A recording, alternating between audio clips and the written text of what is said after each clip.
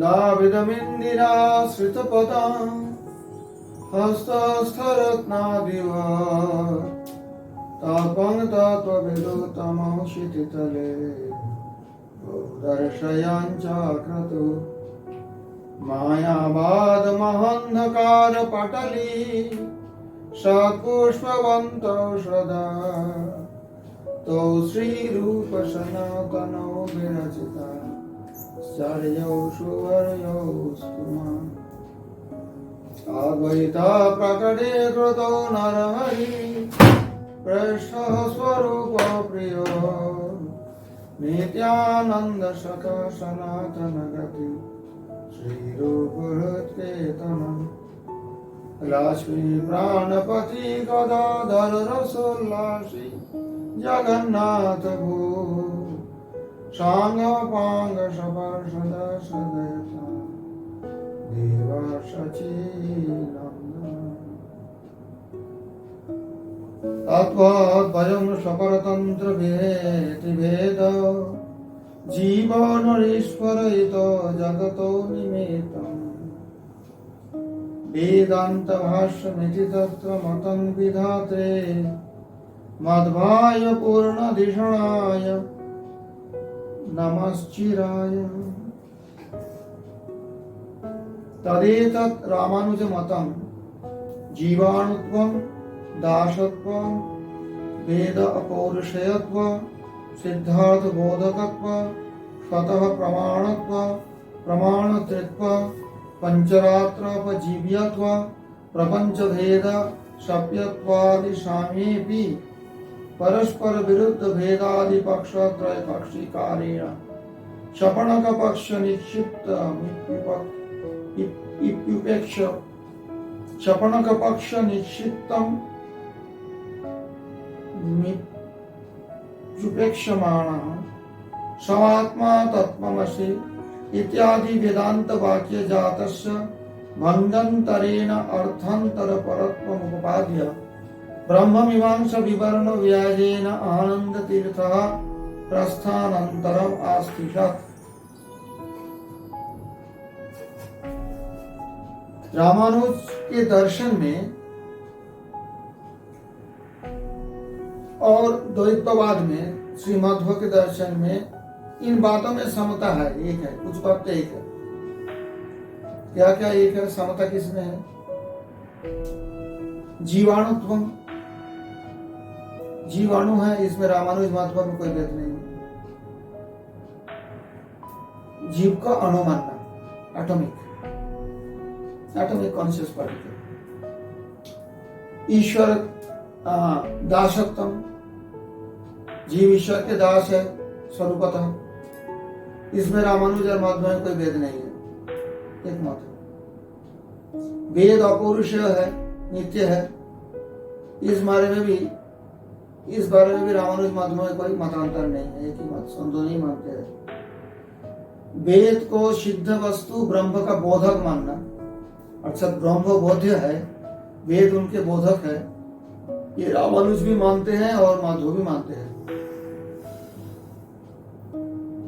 वेद को स्वतः प्रमाण मानना, परतः प्रमाण नहीं। परतः प्रमाण एक दूसरा है, स्वतः प्रमाण पहले बताया ना, स्वतः परतः कैसे होता है, कैसा होता है बताओ, कैसे याद है? देखो, कोई বস্তু যখন কোন বস্তু যখন প্রত্যক্ষ যখন আমি জানছি, যেটা ব্যাপ্তি, এই যে রান্নাঘরে গিয়ে আগুনকে জানা, তো সেটা আমি যখন প্রত্যক্ষ নিজে থেকে দেখছি, সেটা হলো পরত্ব জ্ঞান। আর যেটা হলো অপরত্ব জ্ঞান, যেটা হলো পরত্ব জ্ঞান, সেটা হলো অন্যের দ্বারা সেই জ্ঞানটাকে প্রাপ্তি। কেউ সেই জিনিসটা দেখে এসে আমাকে বলছে, সেটা হলো পরতঃ পরত্ব। स्वतः प्रमाण, परतः प्रमाण।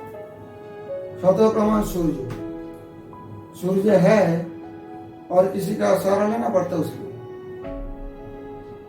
सीधा दिखते हैं ना सब प्रकार से, स्वतः प्रमाण। परतः प्रमाण है, जैसे बताया मैंने अग्नि नहीं देखा, किसी ने बोला जहाँ अग्नि वहां धुआं है, तो दूसरे के मुख से सुनकर मैं और जगह का अनुमान लगाता हूँ तो यहाँ धुआं है, तो अग्नि है। तो वेद स्वतः प्रमाण है, परतः प्रमाण नहीं है, साक्षात प्रमाण है। वेद कोई दूसरे वस्तु की सहारा लेकर अपने को प्रमाणित नहीं करते, ना करना चाहिए, ना करना आवश्यक है। जैसे न्याय बोलो, ये सब शास्त्र है, ये भिन्न भिन्न वस्तु लेके तर्क युक्ति द्वारा अपने को प्रमाणित करना चाहते हैं, परत प्रमाण होता है, ट्राई करते। परंतु वेद स्वतः प्रमाण, ये दोनों रामानुज और माधव दोनों इसमें एक मत है, परत प्रमाण नहीं, स्वतः ही प्रमाण है, किसी की अपेक्षा नहीं रखते हैं। जिस प्रमाण में और किसी की अपेक्षा नहीं होता है स्वतः प्रमाण होता है, जिस प्रमाण में और वस्तु की प्रमाण की अपेक्षा रहती है वो परत प्रमाण होता है। 3 प्रमाण मानना, अर्थात रामानुज भी प्रत्यक्ष, अनुमान और शब्द, न्याय में बहुत सारे प्रमाण को स्वीकार किया, मैंने बताया, और शास्त्र में भी ऐसे ऐसे है, परंतु हाँ, चार्वाक से प्रत्यक्ष को माने हैं। बौद्ध जैन ये प्रत्यक्ष अनुमान को माने हैं, शब्द प्रमाण को नहीं स्वीकार किया। लेकिन रामानुज और मध्व दोनों दर्शन में शब्द प्रमाण सर्वोपरि, परंतु शब्द के अनुगत प्रत्यक्ष अनुमान को भी स्वीकार किया गया है। तीनों प्रमाण मानते हैं। इसमें भी मध्व और रामानुज एक ही है, इसमें मतभेद नहीं है। पंचरात्र ग्रंथ पे अपने सिद्धांत का आधारित करना, पंचरात्र, नारद पंचरात्र, हरिशेष पंचरात्र आदि पंचरात्रिक ग्रंथ के आधार पर अपने मत को स्थापन किया है रामानुज भी और माधव भी। इतना तक इनके दीक्षा भी पंचरात्रिक दीक्षा ही होती है, कोई नहीं। प्रपंच और उनके भेदों को सत्य मानना, अर्थात आत्मा से जो ये आकाश पंचभूत का भेद है, प्रपंच का जो भेद है और जीव से, ये तो रामानुज भी मानते हैं। चित अचित ये दोनों भेद है ना, मध्व भी मानते हैं। प्रपंच का तो सत्य दोनों ही मानते हैं। प्रपंच की सत्य मानना ये रामानुज भी मानते हैं, मध्व भी मानते हैं। शंकर मत नहीं मानते हैं, अद्वैतवादी, वो बोलते हैं जगत मिथ्या। लेकिन रामानुज मध्व दोनों जगत को सत्य मानते हैं, और इसमें इसके जीव के साथ भेद मानते हैं। जो चेतन जो जीव है उससे जड़ का भेद दोनों ही मानते हैं, स्वीकार करते हैं। इतना होने पर भी, इतना में तो दोनों में सादृश्य है, मील है, परंतु इनमें एक म्यूचुअली कॉन्ट्रडिक्टरी भेद है, परस्पर विरोधी भेद है। रामानुज अभेद, भेद और भेदाभेद तीनों पक्षों को स्वीकार किया है। ये पहले रामानुज दर्शन में पढ़े, अभेद, भेद और भेदाभेद तीनों को स्वीकार किए हैं। निर्विशेष सविशेष दोनों को स्वीकार किए हैं। सविशेष है लेकिन निर्विशेष भी हो सकता है। तो मध्व इनमें बिल्कुल राजी नहीं है, क्योंकि मध्व कहते हैं ये दर्शन एक जैन दर्शन का जैसे ही हो गया। आप जैन का खंडन किया सप्तभंगी न्याय को, और खंडन करके 3 भंगी लगा दिया, भेद अभेद भेदाभेद तीनों ही ठीक है, ये मध्व मानने के लिए तैयार। रामानुज के साथ इस जगह पे माधव का, जैसे रामानुज स्वामी कहते हैं एक ब्रह्म तो अखंड है, अभेद है, लेकिन विशिष्ट है, स्वगत भेद से चित अचित विशिष्ट है, चित अचित चित अचित विशिष्ट है ईश्वर। ये तीनों तत्व उन्होंने स्वीकार किए, है ना? और उनमें भेदाभेद भी किसी किसी को माने हैं, अभेद भी माने हैं, भेद भी माने हैं।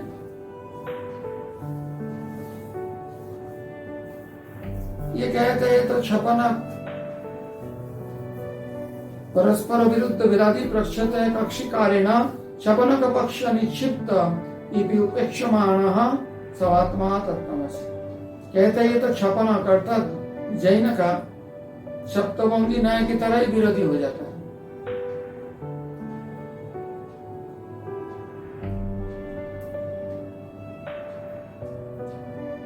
ये कहते हैं एक मूर्खता है इस प्रकार स्वीकार करना। भेद अभेद भेदाभेद क्यों मानेंगे? भेद मत वो सीधा सीधी बोलते हैं, सब ढंग नहीं करना, ईश्वर से जीव का नित्य भेद है। मान लो जीव जीव में भेद है, जड़ जड़ में भेद है, और जड़ ईश्वर में भेद है। ये नित्य भेद है, नित्य भेद रहेगा। अभेद भी तो है। अभेद कभी नहीं होगा, बात सुनो पूरा, अभेद कभी नहीं होगा। भेद है, भेद है, बस जीव भेद है। दो तत्व माधव ने स्वीकार किए हैं, स्वतंत्र और परतंत्र। इसका आगे बताता हूं, पहले मील अभी। और छांदोग्य उपनिषद में जो स आत्मा तत्वमसि, वही पॉइंट आ जाता है बार बार। स आत्मा तत्वमसि, तत्वमसि श्वेत कहते। तत्वमसि का मेरे ख्याल से 12 या 14 बार 16 बार वहां पे रिपीट हुआ है शब्द के बार। शंकराचार्य तो बोलते हैं महावाक्य वेद का, अयमात्मा ब्रह्म तत्वमसि प्रज्ञानम ब्रह्म और अहम ब्रह्मास्मि, चारों महावाक्य शंकराचार्य मान लिया, क्योंकि बार बार रिपीट हुआ है, बार बार उसका जो है पुनरावृत्ति हुआ। लेकिन वैष्णव तो ऐसा नहीं कहते, पुनरावृत्ति होने से हम तो थोड़ी महावाक्य हो गया। ओंकार वेद के महावाक्य मानते हैं हम लोग।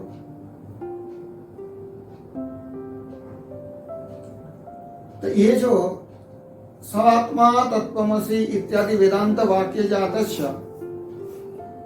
इस प्रकार जो वेदांत वाक्य है, छांदोग्य उपनिषद की वाक्य है, उसमें दूसरी भंगी से दूसरा ही अर्थ सिद्ध करते हैं।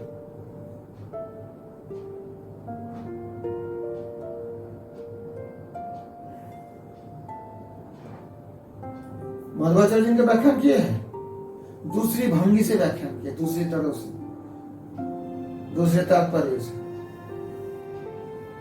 व्याख्यान करके द्वैतवाद को प्रमाण किया। चिदासी विशिष्ट ईश्वर, इसको मानने के लिए माधव तैयार नहीं है, बस समझो। बाकी सब ठीक है, जीवाणु है, जीव भगवान के दास है, विष्णु सर्वेश्वर, वेद अपौरुषेय, सिद्धार्थ बोधकत्व, स्वतः प्रमाणत्व वेद का ये सब है, प्रमाणत्व, प्रत्यक्ष अनुमान शब्द तीनों ही प्रमाण माना जाएगा।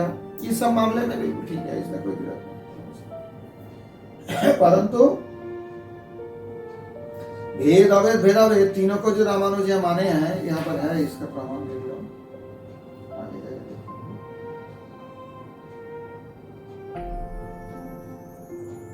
सर्वं तत्वं भेदो अभेद भेदाभेदश्च।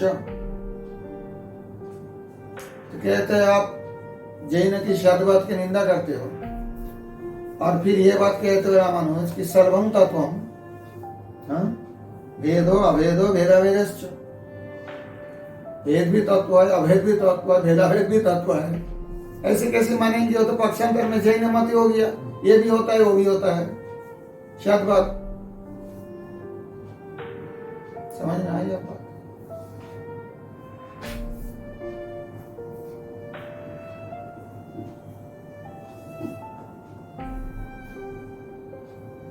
तो आनंदतीर्थ मध्वाचार्य ने वो सारी बातें दिखलाते हुए ब्रह्म सूत्र अर्थात ब्रह्म मीमांसा की व्याख्या करने की बहाने एक नवीन प्रस्थान, एक नया संप्रदाय, सिस्टम ऑफ फिलोसफी का प्रवर्तित कर दिया। मैंने बताया ना, बाकी आचार्यों में भेदाभेद थोड़ा बहुत है, निम्बादित्य में द्वैत है, विष्णु स्वामी में शुद्धाद्वैत है। मध्वाचार्य जी ने कोई अद्वैत की कोई नाम ही नहीं रखा, द्वैतवाद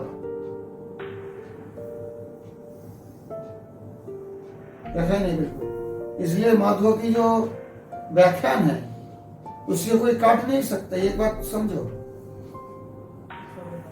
माधव संप्रदाय के आचार्य ने रामानुज संप्रदाय को काटा है, खंडन किया है। फिर भी रामानुज संप्रदाय के मंदिर में माधव संप्रदाय के कोई भी जाके पूजा कर सकता है, माधव के मंदिर में रामानुज नहीं घुस सकते।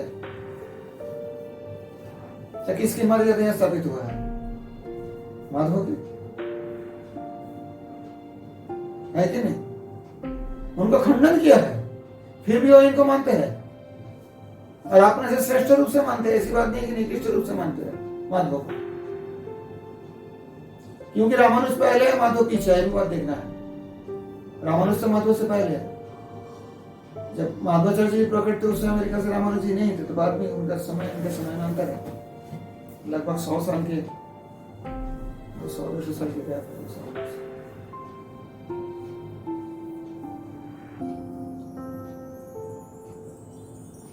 तो एक नया सिस्टम ऑफ फिलोसफी प्रवर्तित किया। माधव के भागवत तात्पर्य जो देखो, या माधवाचार्य जी का गीता तात्पर्य देखो, इनमें इनका जो व्याख्यान भंगी ये सबसे हटके है। और हर जगह में इन्होंने दो ही तत्व प्रमाण किया है, परतंत्र स्वतंत्र, बस।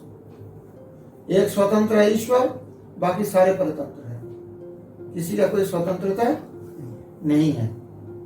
जड़ बोलो, जीव बोलो, कुछ बोलो, सबको एक कैटेगरी में डाल दिया है। समझ में आई बात? रामानुज ने क्या बताया? चित अचित, चित अचित विशिष्ट ईश्वर।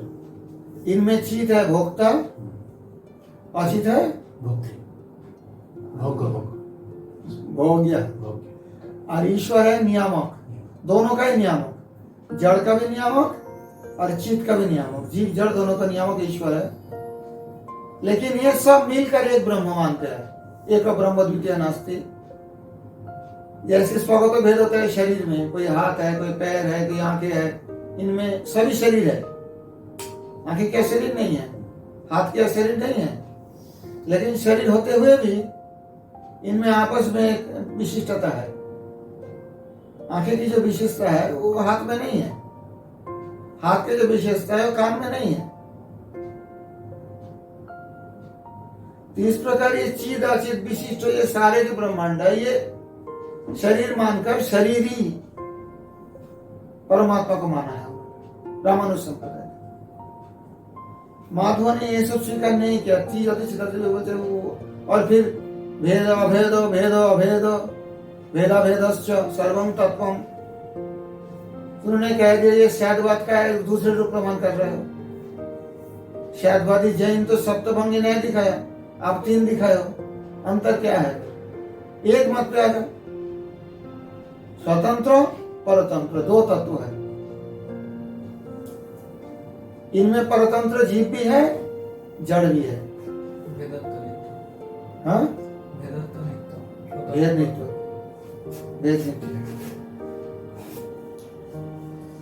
माधवाचार्य ने पूर्ण प्रज्ञ दर्शन का आरंभ बहुत सुंदर ढंग से किया है। बहुत ही संक्षेप में रामानुज और माधव के सिद्धांतों की तुलना हो गई। रामानुज का मत विशिष्ट अद्वैत है, जिसमें ईश्वर को चित अचित से विशिष्ट मानकर तीन तत्व प्रतिपादन करने पर भी अद्वैत का पक्ष लिया गया है। ब्रह्म का ही शरीर माना ये सब। वो निर्विशेष मानते थे, सविशेष माने हैं। अद्वैतवादी निर्विशेष ब्रह्म मानते, ये सविशेष माने हैं। जगत सत्य तो माने हैं, ये सब मामले तो ठीक है। महत्व इस प्रच्छन्नता से दूर भागते हैं, कहते हैं इसी कोई विशिष्ट अद्वैत अद्वैत जोड़ा ही नहीं रहेगा किसी में, अद्वैत है ही नहीं, अभेद हो ही नहीं सकता है। वो है स्वतंत्र, हम सब है परतंत्र। सीधे द्वैतवाद द्वालिज्म का ही प्रस्थान रखते हैं। अद्वैत है मोनिज्म और मध्व का द्वैत डुअलिज्म, जिसमें स्वतंत्र परमेश्वर तथा परतंत्र जीव को स्वीकार किया जाता है। दोनों ही श्रौत दार्शनिक है, रामानुज और माधव। श्रुति पे आधारित है इनका दर्शन, तर्क पे आधारित नहीं। श्रुतियों पर आधारित है, पंचरात्रि के स्मृति रूप में आधार लेते हैं। क्या करना नहीं करना पंचरात्र से लेते हैं, ये सब इसका प्रमाण मानते, दोनों ही मानते हैं, इनमें भेद नहीं।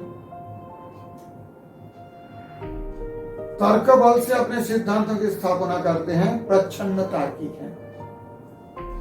ये इनका मत जो अनुवाद किए है। ऐसे सीधा रूप से तर्क तो न्याय तो नहीं है, न्याय दर्शन को तो मानते नहीं। प्रच्छन्न रूप से तर्क द्वारा ही अपने मत को स्थापन करते हैं, इसलिए प्रच्छन्न तार्किक बताता है। ऋषि ने बताता है, ये उमाशंकर सर, क्योंकि ये तो अद्वैतवादी है, बाद में शंकर संप्रदाय अंतर में से कंपेयर किया है, विभिन्न दर्शन में तुलनामूलक चर्चा की है जरूर, लेकिन इनके अंदर अद्वैत बैठा है। बोल रहा दोनों ही प्रच्छन्न तार्किक है। इस तर्क बल से तो अपने मत को स्थापन किया रामानुज भी, मध्व भी ऐसा किए हैं। वेद पे आधारित करके तर्क किया, तो वेद आधारित तर्क तो हम भी मानते हैं। तर्का प्रतिष्ठान के मतलब ये थोड़ी है कि कोई भी तर्क नहीं चलेगा। सदस्य विवेक जहां पर है वहां तो तर्क आ ही जाएगा ना। ये सत है, ये असत है, ये हमारे लिए अनुकूल है, ये प्रतिकूल है, इतना भी नहीं मानेंगे तो फिर कैसे चलेगा। इसलिए कहते हैं तर्कबल से अपने सिद्धांत की स्थापना करते हैं, प्रच्छन्न तार्किक है, इसलिए बहुत दूर तक दोनों में साम्य है। रामानुज और माधव में बहुत दूर तक साम्य है, परंतु रामानुज माधव से कुछ अधिक चतुर है, ये बता रहे हैं। क्यों कि एक और तो लंबी चौड़ी भूमिका बांधकर जैन के सद्वाद का निंदा करते हैं, दूसरी ओर कहते हैं कि सर्वम तत्वम भेदो अभेदो भेदाभेदश्च।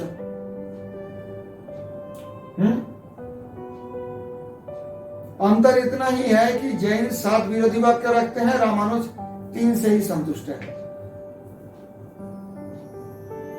परतत्व वही है। रामानुज छिप कर चलते हैं कि तत्व अद्वैत है, पर उसके 2 विशेषण भी है, चिदाचित विशिष्ट ईश्वर।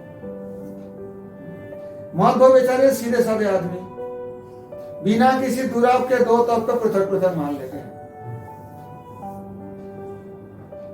दोनों आचार्यों को अपने अभिष्ट अर्थ की सिद्धि के लिए मूल श्रुतियों वेदांत सूत्र आदि को तोड़ना मड़ोड़ना पड़ा है, जिसमें कोई भी नहीं हिचकते।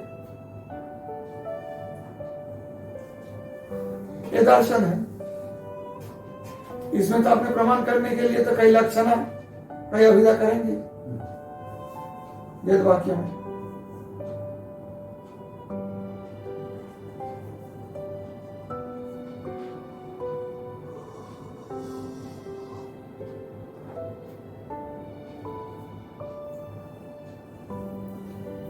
आप देखो द्वैतवाद के तत्व अर्थात भेद की सिद्धि कैसे करते हैं।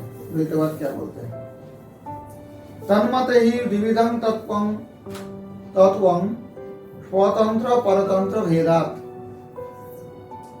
माधव मत में 2 ही प्रकार के तत्व है, चित अचित चिदाचित विशिष्ट ईश्वर नहीं है।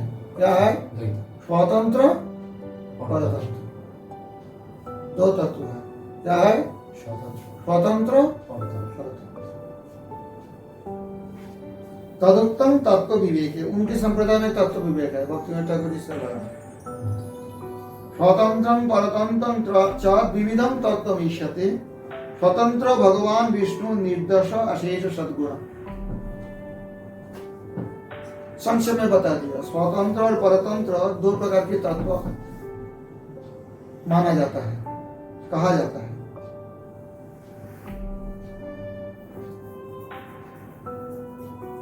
स्वतंत्र और परतंत्र तत्व रखा जाता है, जैसे भी बोलो। इनमें स्वतंत्र स्वयं भगवान विष्णु है जो निर्दोष है, तथा स्वतंत्रता शक्ति विज्ञान सुख आदि सभी अच्छे अच्छे सद्गुणों से भरे हुए हैं। अशेष सद्गुण, निर्दोष हो अशेष सद्गुण, यह स्वतंत्र तत्व भगवान विष्णु। ननु स्वजातीय विजातीय स्वगत नानात्व शून्यं ब्रह्म तत्त्वमिति प्रतिपादकेषु वेदान्तेषु जागरकेषु कथम अशेष सद्गुणत्वं कथ्यते इति चेत् मयिव। भेद प्रमापक बहु प्रमाण विरोधेन तेषां तत्र प्रामाण्य अनुपपत्तेः सता हि प्रत्यक्षं तावदिदमस्मात् भिन्नम् इति नीलपीतादिर्भेदम् अध्यक्षयति। अब ये समझा अच्छा सरल से। अद्वैत वेदांती इसमें तो तर्क उठा देंगे। अद्वैत वेदांती क्या बोलेंगे, ये ब्रह्म तत्व जो है ये सजातीय विजातीय स्वगतो नानात्व शून्य, सजातीय भेद रहित, विजातीय भेद रहित, स्वगत भेद रहित। स्वजातीय भेद किसे कहते हैं, एक ही जाति में जाते हैं। आम के वृक्ष पनस के वृक्ष दोनों वृक्ष है, इसमें एक जाति है। सजातीय है लेकिन भेद है, वृक्ष होने पर भी ये आम और वो पनस देता है। और विजातीय भेद किसमें है,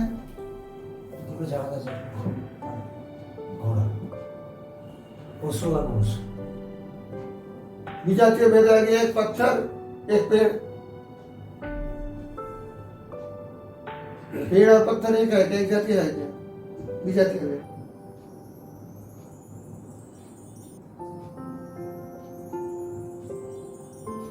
और स्वगत भेद हुआ है जो उसके विषय की वस्तु की अवयव में भेद किया जाता है। जैसे बताया आम के वृक्ष में पूरा आम्र वृक्ष ही है, पत्ता भी आम के वृक्ष ही है, उसका जो टहनी है वो भी आम्र के वृक्ष ही है, फल भी है, फूल भी है, लेकिन इनमें भेद है, स्वगत भेद। एक ही आम्र वृक्ष, उसके अंदर फिर विशेषता है। तो परमात्मा जो है, ब्रह्म तत्व जो है, सजातीय विजातीय स्वगत नानात्व शून्य, अर्थात नाना भी नहीं है, उसमें एक ही है।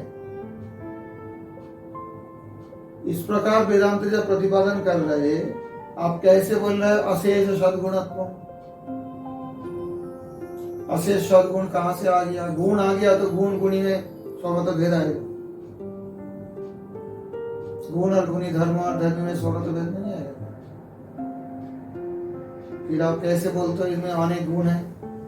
अद्वैतवादी बोलता है तो निर्गुण ब्रह्म का गुण नहीं है, शक्ति नहीं है, ये लगेगा तो विशेषण लगेगा,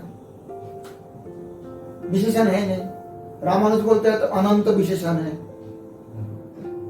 भगवान की इतना विशेषण है, कोई सीमा ही नहीं है। आप कहते हैं विशेषण नहीं है, अद्वैत बोलते हैं, क्योंकि विशेषण हो जाए फिर एक दूसरी ब्रह्म की बात आ जाएगी। बताते हैं ना, ये अगर काला हो तो गोरा भी कोई है, जो काला नहीं गोरा नहीं कुछ भी नहीं तो कोई बात नहीं, एक ही है जो है सो। ব্রহ্মবাদী সিদ্ধির জন্য এটা ঠিক আছে। अद्वैत बोलता है ये बात को। जब भी आप कोई गुण बोलोगे, कोई विशेषण लगाओगे ब्रह्म में, तो फिर दूसरी ब्रह्म आ जाएगा, एक ब्रह्म तो नहीं होगा। फिर अगर बोलोगे कि ब्रह्म का सद्गुण है तो उसका मतलब दूर गुण वाले भी कोई है।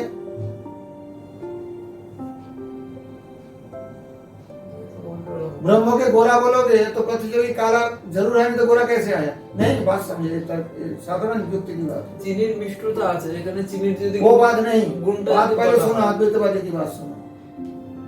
ये आदमी गोरा है, उसके मतलब क्या? कोई दूसरा आदमी है जरूर जो काला होगा, जो गोरा नहीं है। नहीं तो गोरा ऐसे क्यों बोल रहा है? अगर एक ही आदमी है संसार में, मानो अगर कल्पना करो एक ही व्यक्ति है कि मनुष्य है संसार में, फिर उसमें काला या गोरा बोल सकते हो? क्यों नहीं बोल सकते हो? जब दूसरा हो उसके तुलना में जब ये आएगा तब ये भी गोचर होगा विशेष, इसमें विशेषण है, ये गोरा है तो उसका मतलब दूसरा आदमी जो है, दूसरा मनुष्य या गोरा नहीं है। तो ब्रह्म में विशेषण लगाना ये मायावादी अद्वैतवादी बिल्कुल मानते नहीं है, ये नहीं होगा। कैसे विशेषण लगाओगे? अब महत्व जो बोल दिया अशेष सद्गुण, स्वतंत्र भगवान विष्णु, निर्दोष, अशेष सद्गुण युक्त, तो इसमें बात उठा दिया ये सभी सद्गुण से भरा है। ये कैसे कहते हो? ये स्वजातीय विजातीय स्वगत नानात्व भेद रहित ब्रह्म।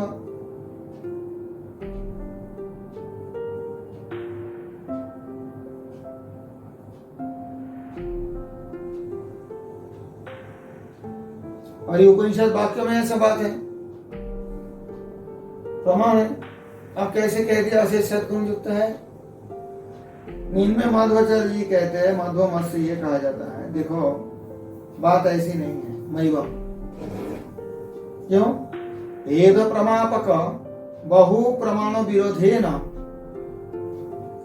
जैसी भेद अभेद पर वाक्य है उपनिषद में, लेकिन भेद प्रमाण करने वाले भी बहुत सारे वाक्य है, वो तो विरोध करेगा इसका। उसको क्या करेगा? वो भी भेद वाक्य है, बहुत सारे भेद वाक्य है, बिल्कुल भेदभाव का स्थापन होता है उसमें।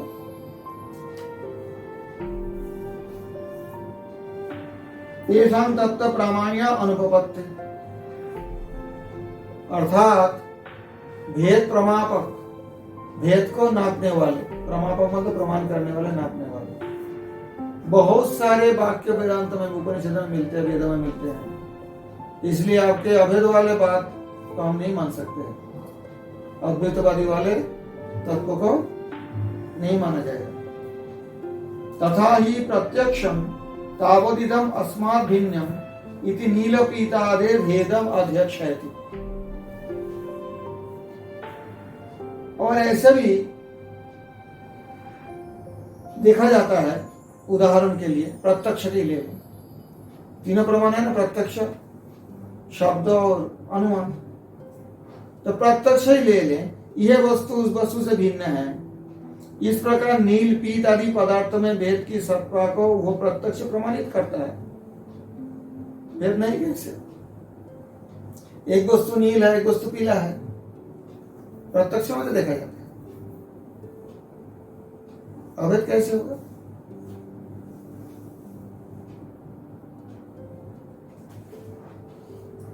নির্বিশেষ বিশেষণ যে লাগাচ্ছে, নির্বিশেষের ওখানে যে গুণ যে লাগাচ্ছে, ভগবানের গুণ লাগালে আর একজন আছে अशेष सदगुण, वही बात बताया रहेगा। उसे प्रमाण करेंगे, ऐसे थोड़ी होगा। भेद 3 प्रकार के हैं, समझो, क्योंकि उसमें प्रतियोगी 3 प्रकार के होते हैं, सजातीय, विजातीय और स्वबोधक। प्रतियोगी जिसके साथ भेद माना जाता है। जिस भेद में प्रतियोगी ओपोनेंट अपनी जाति के, अपने क्लास के हो, उसे सजातीय भेद कहते हैं। जैसा परमात्मा का जीवात्मा से किया गया भेद, दोनों चेतन है, सजातीय है, तो ये सजातीय भेद हो गया।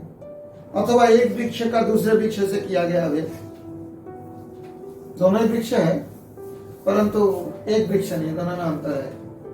आम्र वृक्ष और कटहल के वृक्ष में देखो तो फर्क है। तो ये हो गया सजातीय, होमोजीनियस। प्रतियोगी दूसरी जाति का होने पर भेद विजातीय होता है। और दूसरी जाति का अगर प्रतियोगी हो जिसके साथ भेद किया जाता है, जैसे परमात्मा का आकाश आदि प्रतियोगियों से दिखला जाए। परमात्मा चेतन है, आकाश आदि जड़ है।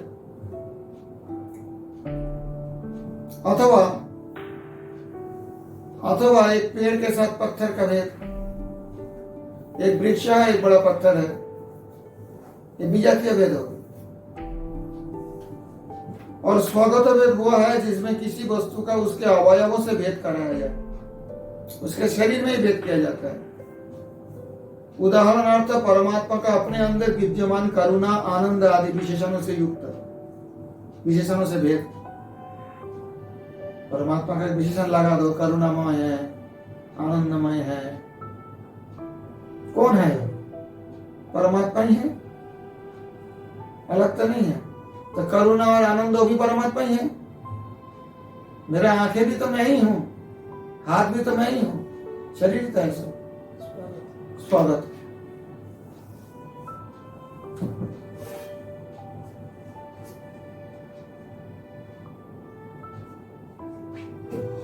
अथवा वृक्ष का भेद फल फूल पत्तों से करना।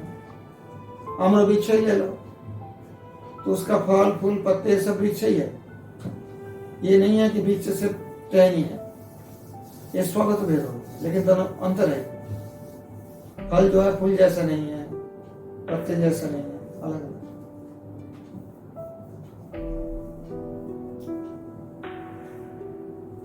तो ये तीनों भेदों का निषेध सदैव सौम्य एदम अग्र आसीत एकमेव अद्वितीयम, छंद को उपनिषद में बताते हैं।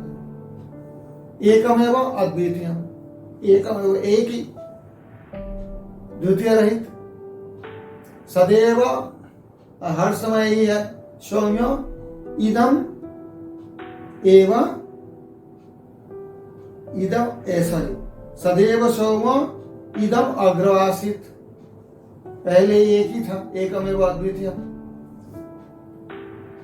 तो ये अगर छांदोग्य उपनिषद वाक्य से ब्रह्म के विषय में तो होता है, तत्व एक ही था, उसमें कोई भेद नहीं। परंतु यदि उनमें सगुण मानते हैं तो गुणों के साथ होने वाले स्वगत भेद तो उनसे कम से कम होगा, गुण गुणी भेद हो जाएगा। अतः उक्त श्रुति का विरोध द्वैत मत का प्रतिपादन करने से होता है। अगर द्वैत मानोगे तो इस वेद वाक्यों के साथ विरोध हो जाता है। परंतु मध्वाचार्य ऐसी श्रुतियों को प्रामाणिकता नहीं स्वीकार किया, बोला नहीं इसको लक्ष्य ना करना पड़ेगा। एक्चुअली प्रामाणिकता स्वीकार किए ऐसे बात नहीं है, वेद को तो अस्वीकार नहीं किया जाता, लेकिन इस प्रकार श्रुति से ज्यादा श्रुति वाक्य में भेद ज्ञापक वाक्य है। तो जब ज्यादा श्रुति वाक्य बहुत सारे मिलते हैं प्रमाण जिसमें ईश्वर के साथ जीव का भेद बताया गया, ईश्वर के साथ जड़ संसार को भेद बताया गया, ईश्वर स्वतंत्र जीव परतंत्र ऐसे बताया गया, कि ये 2-4 वाक्य के आधार पे हम तुम्हारे वाक्य को प्रामाणिक नहीं मान सकते, इनका लक्षण करना पड़ेगा। फिर वेद को हम अस्वीकार नहीं करेंगे। हाँ, যেটার বাহুল্য থাকবে সেটাই তো স্থাপিত হবে। बाहुल्य तो वेद प्रतिपादक वाक्य है। বাহুল্য যদি দ্বৈতবাদ যদি বাহুল্য বেশি থাকে हम्म? তাহলে তো দুটোটাকে নিতে হবে, দুটোটাকে বাহুল্য বেশি আছে। अतः उक्त श्रुति का विरोध द्वैत मत का कहा गया। हाँ, किंतु मध्वाचार्य ऐसी श्रुतियों की प्रामाणिकता इसलिए स्वीकार नहीं करते हैं कि परमात्मा में भेद का प्रतिपादन करने वाले बहुत से प्रमाण हैं, उनका भी अपलाप करना संभव नहीं है, फिर उसका वेद नहीं मानोगे, वो भी तो वेद वाक्य है। आप जैसे कहे तो अवैध वाक्य 2-4 दिखा दिया, ठीक है वेद में है, और भेद प्रतिपादक वाक्य जो है उनको क्या कर लोगे, वेदों में ही है। श्वेताश्वतर उपनिषद तो शंकराचार्य की भाष्य है, बहुत शंकर मतावलंबी कहते हैं शंकराचार्य भाष्य नहीं कहते, क्योंकि उसमें द्वैत ही है, मोक्ष उपनिषद में आता है। श्वेताश्वतर उपनिषद इनमें जिस प्रकार की सारे वचन है, शंकराचार्य भी वहां पे जाके लक्षण वक्षण नहीं कर पाए। अब क्या बोलोगे इसको, उसको लोप कर दोगे उपनिषद को पूरा। इसके बाद विभिन्न प्रमाणों से भेद की सिद्धि की चेष्टा की जाती है। प्रत्यक्ष, अनुमान और शब्द तीनों प्रमाण के रूप में रखे जाते हैं। प्रत्यक्ष प्रमाण तो स्पष्ट बतलाता है कि संसार में भेद की सत्ता है। नील से पीत, मनुष्य से पशु, पुस्तक से पाषाण क्या भिन्न नहीं है? भिन्न नहीं है क्या रामानुज नहीं मानेंगे इसे भिन्न? सभी मानेंगे भिन्न, नित्य प्रत्यक्ष। यहां तक रहने दो।